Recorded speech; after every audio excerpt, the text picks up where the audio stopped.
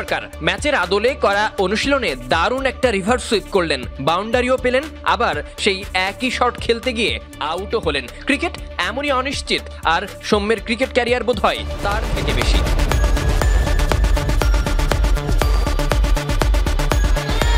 সৌম্য যদি প্রথম রিভার্স সুইপের মতো তার জীবনের প্রতিটা খারাপ সময়কে এভাবে বাউন্ডারি ছাড়া করতে পারতেন, তবে নিঃসন্দেহে এতদিন সৌম্য নামে ভিন্ন গল্প রচিত হতো। হার্ড হিটার ওপেনার তকমা লেগেই থাকতো, নামের পাশে আন্তর্জাতিক অসংখ্য ম্যাচ থাকতো, পারফরমেন্স নামক সংখ্যা দিয়ে যাকে বিচার করা যেত। সৌম্য কি সেই সব কিছু থেকে দূরে, নাকি বহু দূরে? মিরপুরে সৌম্যরা ম্যাচ খেলেছে, সৌম্যের ব্যাটিং থেকেও দারুণ কিছু শট এসেছে, কখনো ড্রাইভ, কখনো ডিফেন্স, কখনো পুশ। তবে সৌম্য নিজের গতিপথ বদলে নিজের ডিফেন্সিভ স্কিলটাই শো করেছে। সবশেষ কয়েক বছরে সৌম্য নামের আতঙ্কে বোলাররা খুব কমই ভুগেছে। নিজের যেমন অধারাবাহিকতা আছে, তাকে ব্যবহার করার ক্ষেত্রে টিম ম্যানেজমেন্ট, নির্বাচকদের অধারাবাহিকতার বেশ কিছু রেকর্ড আছে। বাংলাদেশি ওপেনারদের মধ্যে সবচেয়ে বেশি পজিশন বদল করে তাকে খেলতে হয়েছে।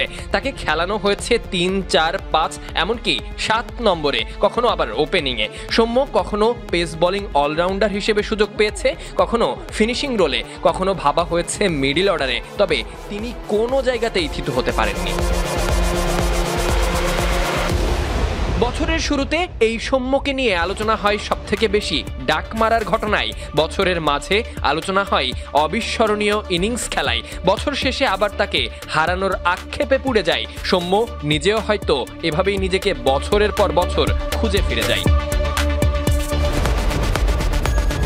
শুরুর দিকে সৌম্য ব্যাট হাতে পারফরমেন্স করেছেন, অপেক্ষার তুলনায় দ্রুত তার ক্রিকেট প্রতিভা দিয়ে ছাপ রেখে গেছেন, যা এদেশের সমর্থক থেকে ক্রিকেট নিয়ে ভাবনা চিন্তা করা লোকেদের মনে গেঁথে গেছে। সৌম্যের সে সময় মারা ছক্কাগুলো হৃদয় জুড়িয়েছে। তাই সৌম্যকে এখনো সবাই মনে করে বিখ্যাত ব্যক্তির উক্তিতে, এ তো পাথরে লেখা নয় যে ক্ষয়ে যাবে। অন্যান্য দেশের তুলনায় সে সময় পিছিয়ে থাকা দেশে সৌম্যকে পাওয়াই ছিল বিশেষ কিছু, তাই তাকে বারবার খুঁজে যায়। আর পারফরমেন্স নামক আলোতে সম্ভবত সৌম্য নিজেকেও আলোকিত করতে চাই। Sadiq Ahmed, Sunny, BD cric time.